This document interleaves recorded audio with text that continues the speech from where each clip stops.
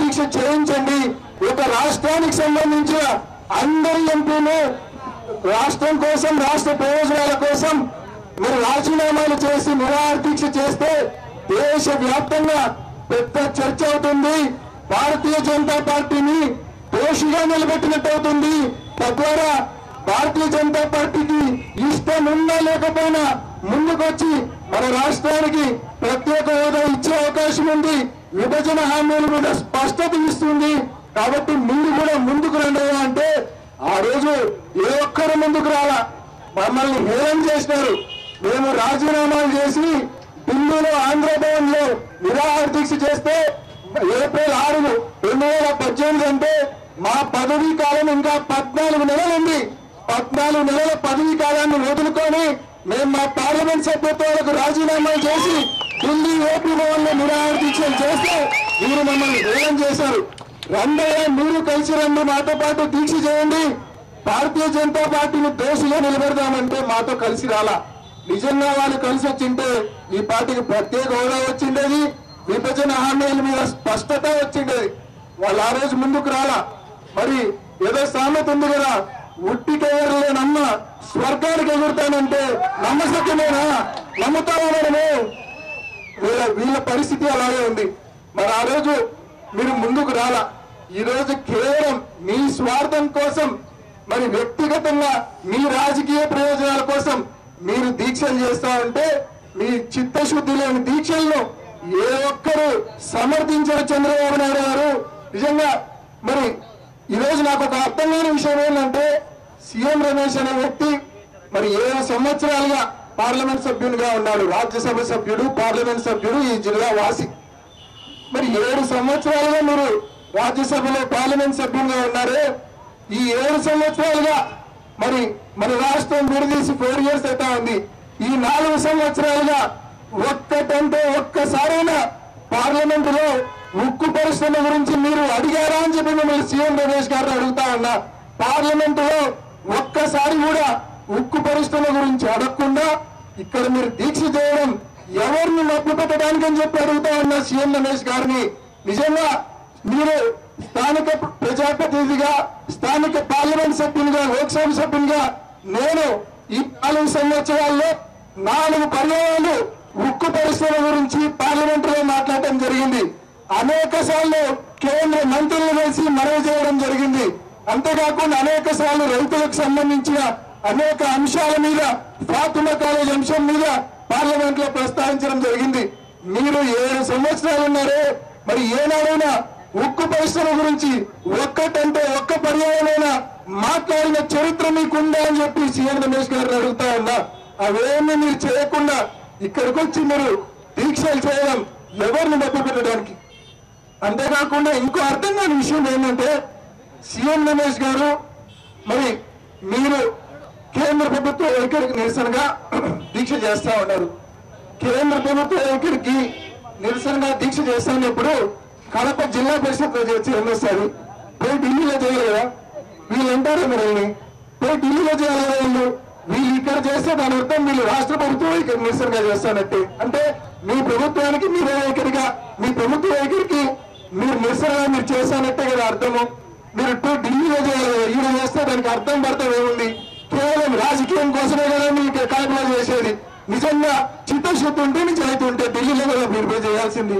అది లేకనే కదా ఇవాళ ప్రజల అవస్థలు పడేది. ఏది ఏమైనప్పటికీ ఖచ్చితంగా ఇందాక అందరూ శాసనసభ్యులు చెప్పారు, మనం ఈరోజు ఉక్కు పరిశ్రమ ఇవ్వకుండా ఈ 4 సంవత్సరాలు తాత్సారం చేసినటువంటి ఈ భారతీయ జనతా పార్టీది ఎంత తప్పుందో, ఈ 4 సంవత్సరాలుగా ఉక్కు పరిశ్రమ వాళ్ళతో కలిసి ఉండి, భారతీయ జనతా పార్టీతో కలిసి ఉండి 4 సంవత్సరాలు ఉక్కు పరిశ్రమ సాధించలేకపోవడం కూడా తెలుగుదేశం పార్టీది అంతే తప్పనే విషయాన్ని మనం చేస్తున్నా. ఖచ్చితంగా రాబోయే రోజుల్లో మరి ఈ భారతీయ జనతా పార్టీని, కేంద్ర ప్రభుత్వాన్ని ఒకటే డిమాండ్ చేస్తా ఉన్నాం. మీరు ఇప్పటికే చాలా తాత్సారం చేసినారు. సత్వరమే జిల్లాలో సేవల తీరులో ఉక్కు పరిశ్రమ నెలకొల్పుతామనే ప్రకటన చేసి శంకుస్థాపన చేసి పనులు మొదలు పెట్టమని డిమాండ్ చేస్తున్నాం మీ ధర్నా ద్వారా.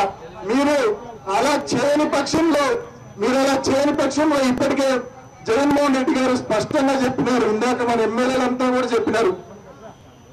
కేంద్ర ప్రభుత్వం ముందుకొచ్చి ఉక్కు పరిశ్రమ నెలకొల్పకపోతే ఖచ్చితంగా మన ప్రభుత్వం వచ్చిన తర్వాత రాష్ట్ర ప్రభుత్వం ఆధ్వర్యంలోనే ఏపీ స్టీల్స్ పేరుతో ఉక్కు పరిశ్రమ నెలకొల్పుతాం. అవసరమైతే పబ్లిక్ ప్రైవేట్ పార్ట్నర్షిప్ ఆధ్వర్యంలో ఉక్కు పరిశ్రమ నెలకొల్పి జిల్లాను పట్టి పీడిస్తున్న నిరుద్యోగ సమస్యకు జవాబు చెప్తామని చెప్పి జగన్మోహన్ రెడ్డి గారు జిల్లాలో పాదయాత్ర చేసేటప్పుడు కూడా స్పష్టంగా చెప్పడం జరిగింది. కాబట్టి ఖచ్చితంగా మనకు ముందున్నాయి, ఖచ్చితంగా మంచి రోజులు ముందున్నాయనే విషయాన్ని మీ అందరికీ మనవి చేస్తున్నా. అంతేకాకుండా జగన్మోహన్ రెడ్డి గారు జిల్లాలో పాదయాత్ర చేస్తున్నప్పుడు పట్లేరు నియోజకవర్గం నుంచి వందలాది మంది మైదుకూరు నియోజకవర్గంలో మరి జగన్మోహన్ రెడ్డి గారిని కలిసి బ్రహ్మం సాగర్ కు ఆనాడు రాజశేఖర రెడ్డి గారు ముఖ్యమంత్రిగా ఉన్నప్పుడు 13 టీఎంసీలు నీళ్లు తీసుకొచ్చారు. రాజశేఖర రెడ్డి గారు మరణించిన తర్వాత వెలుగోడు నుంచి బ్రహ్మం సాగర్ కు సరిగ్గా నీళ్లు రావడం లేదు. కాలువ మరమ్మతులు ఈ ప్రభుత్వం ఎన్నిసార్లు మరి గోవింద్ రెడ్డి గారు, రఘురామ్ రెడ్డి గారు మేము ఎన్నిసార్లు పోడిగినా కూడా ఈ ప్రభుత్వం పెడచీన పెడతా ఉంది. ఈ ప్రభుత్వం కాలువ మరమ్మతుల పనులు చేపట్టడంలా, తద్వారా మనకు నీళ్లు పూర్తి స్థాయిలో మనకు బ్రహ్మం సాగర్ కు రావడంలా మరి ఎన్నోసార్లు అడిగాం. మరి ఆ రోజు నియోజకవర్గం నుంచి వచ్చిన రైతులు వైఎస్ఆర్ కాంగ్రెస్ పార్టీ నాయకులు జగన్మోహన్ రెడ్డి గారిని ఒకటే కోరుకోయారు, మాకు ఇవాళ వెలుగోరు నుంచి బ్రహ్మం సాగర్ కు నీళ్లు సరిగ్గా రావడం లేదు. కాబట్టి రేపొద్దున మాకు కుందు నది నుంచి బ్రహ్మం సాగర్ తెలుగు కాలువకు మరి ఒక పంపింగ్ స్కీమ్ ద్వారా మరి పైపుల ద్వారా పంపింగ్ స్కీమ్ ద్వారా కుందు నది నుంచి బ్రహ్మం సాగర్ తెలుగున్న కెనాల్లో నీళ్లు ఎత్తిపోసేలా ఒక పథకాన్ని తీసుకొని రావాలని చెప్పి జగన్మోహన్ రెడ్డి గారిని కోరడం జరిగింది. జగన్మోహన్ రెడ్డి గారు ఆ కోరికను సమ్మతంగా తెలపడం జరిగింది. కాబట్టి ఖచ్చితంగా రాబోయే రోజుల్లో మనకు బ్రహ్మం సాగర్ కు పుష్కలంగా ఈ ఎత్తిపోతల పథకం పూర్తయితే పుష్కలంగా నీళ్లు వస్తాయి. ఇప్పటికే గోవింద్ రెడ్డి గారు, రఘురామ్ రెడ్డి గారు మేమంతా చొరవ చూపి దానికి ఒక ఎస్టిమేట్ కూడా చేయించినాం, డీటెయిల్ ప్రాజెక్ట్ రిపోర్ట్ కూడా చేయించినాం. ఖచ్చితంగా మన ప్రభుత్వం వచ్చిన తర్వాత కుండి నుంచి తెలుగున్న కాలువకు నీళ్లు ఎత్తిపోసి తద్వారా బ్రహ్మం సాగర్ కు పెద్ద ఎత్తున నీళ్లు తెచ్చేలా ఖచ్చితంగా కృషి చేస్తామనే విషయాన్ని కూడా మీ అందరికీ తెలియజేస్తూ, ఖచ్చితంగా ఉక్కు పరిశ్రమ మీద ఈ కేంద్ర రాష్ట్ర ప్రభుత్వాల వైఖరికి నిరసనగా మనం ఏదైతే కార్యక్రమాలు చేస్తా ఉన్నామో ఈ కార్యక్రమాలను రాబోయే రోజుల్లో మరింత ఉధృతం చేయవలసి వస్తుంది. ఖచ్చితంగా ఈ కేంద్ర ప్రభుత్వం ముందుకొచ్చి ఈరోజు మీరు అబ్జర్వ్ చేయండి, గమనించండి. కేంద్ర ప్రభుత్వంలోనూ రాష్ట్ర ప్రభుత్వంలో తప్పు, వాళ్ళు ఇంకా పూర్తి స్థాయి నివేదిక మెకానికి అందించలేదు అని చెప్పి కేంద్ర ప్రభుత్వం చెప్తుంది. రాష్ట్ర ప్రభుత్వం మరి మాదేం తప్పు లేదంటుంది. అంటే ఇద్దరు దొంగలు మీదంటే మీరు తప్పు అని చెప్పి ఒకరి మీద ఒకరు చెప్పుకునే ప్రయత్నం చేస్తున్నారు.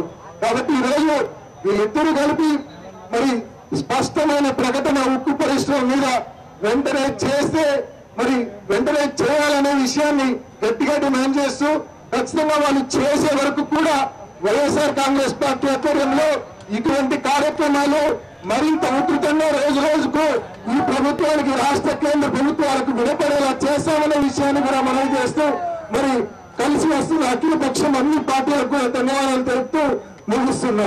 జై జగన్, జై వైఎస్ఆర్. అందరికీ ఒక విజ్ఞప్తి, రాజగోపాల్ రెడ్డి గారి ఇంటి దగ్గర అందరికీ కూడా భోజన వసతి కల్పించాం. దయవచ్చి మీరందరూ కూడా అక్కడికి వచ్చి భోజనాలు చేయాలి. అదేవిధంగా మన ప్రెస్ మిత్రులందరికీ కూడా వచ్చి మీరందరూ కూడా భోజనాన్ని స్వీకరించండి. ఇన్ని గంటల కోసం మా ఈ సమాజంలో ఇక్కడికి ఉన్నందుకు హెచ్పి పెట్రోల్ పక్కనే ఉంటుంది కాబట్టి ప్రతి ఒక్కరు కూడా రావాలి. ఇప్పుడు ఈ వందన సమర్పణ వెంకటేశ్వర్లు గారు చేస్తారు. అందరికీ నమస్కారాలు. 18 నియోజకవర్గం నుంచి ప్రతి మండలానికి నుంచి వచ్చిన వైఎస్ఆర్ సిపి ఆత్మీయులకు అందరికీ ఇక్కడికి వచ్చి జయప్రదం చేసేందుకు తెలుపుకుంటున్నాను. ముఖ్యంగా మన ఎంపీ అవినాష్ రెడ్డి గారు ఎన్ని ఇబ్బందులు ఉన్న ఈ యొక్క మహాసభకు వచ్చి విజయవంతం చేశారు. అలాగే ఎమ్మెల్సీ బీసీ గోవిందరెడ్డి సార్ గారికి, తర్వాత ఎమ్మెల్సీ శ్రీ వెనకృష్ణ గోపాల్ రెడ్డి గారికి, ఎమ్మెల్యేలు అందరికీ ప్రతి ఒక్కరికి ధన్యవాదాలు తెలుపుకుంటూ సభను ఇంతకు విరమిస్తున్నాము. తప్పనిసరిగా అందరూ వచ్చి భోజనాలు చేయాల్సిందిగా కోరనున్నది. జై జగన్.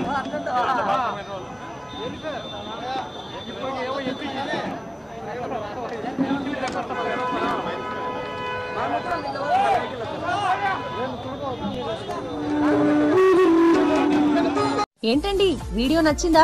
అయితే ఓ లైక్ వేసుకోండి, లేదంటే ఓ కామెంట్ చేయండి. ఎప్పటికప్పుడు మా వీడియోస్ చూడాలంటే సబ్స్క్రైబ్ చేసుకోండి.